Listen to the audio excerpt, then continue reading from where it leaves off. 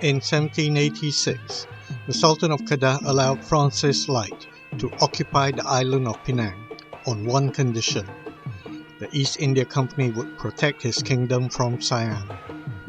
But the company refused to honour that promise, and the Sultan demanded Penang back.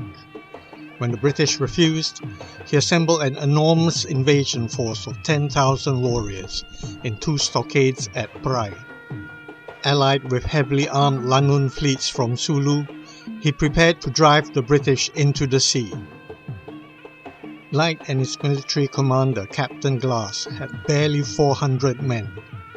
Waiting for the invasion to start would have meant certain defeat, so he did the unexpected.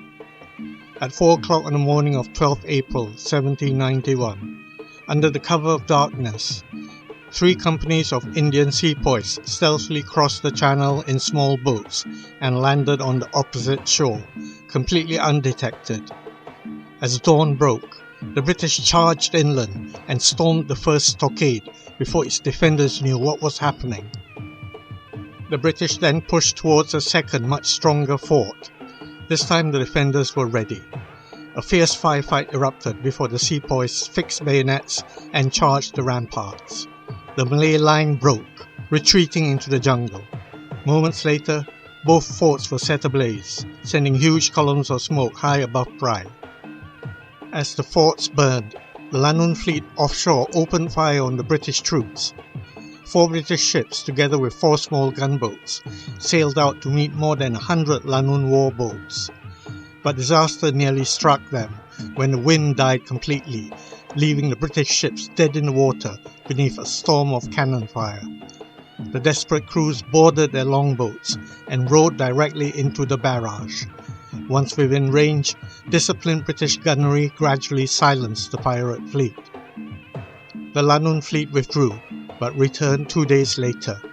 This time the British unveiled a devastating surprise: an enormous 18-pounder cannon mounted on a floating pontoon battery. Its massive cannonballs smashed through the tightly packed pirate prows, sending the fleet into full retreat as British gunboats pursued them. Light's victory was complete. He even celebrated by naming his newborn son Francis Lanun Light. The Sultan had no choice but to make peace. In the Treaty of 1791, he formally ceded Penang to the East India Company in return for an annual payment. More importantly, Britain stripped away any obligation to defend Kedah.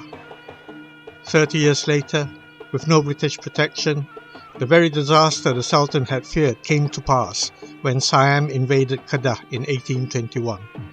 The Battle of Perai secured Britain's foothold in Malaya, but sealed Kedah's fate.